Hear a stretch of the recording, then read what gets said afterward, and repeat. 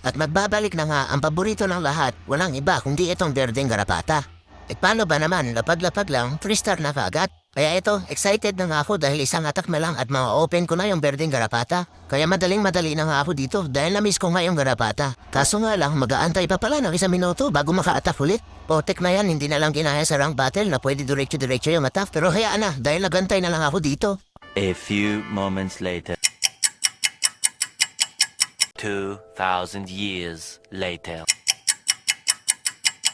One eternity later. At ayan, sa wakas, pagkalipas ng 10 taon na pag-aantay, makaka-attack na rin.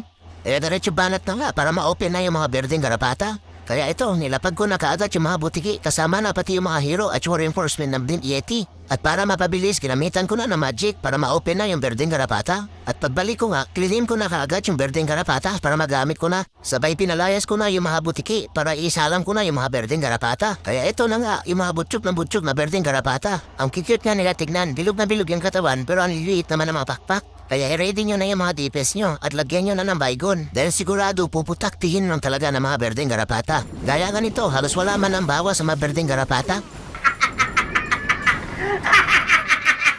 O diba, isi 3-star? Kaya kung mahal nyo pa yung mga DPS nyo, bilhin nyo na ng baygon.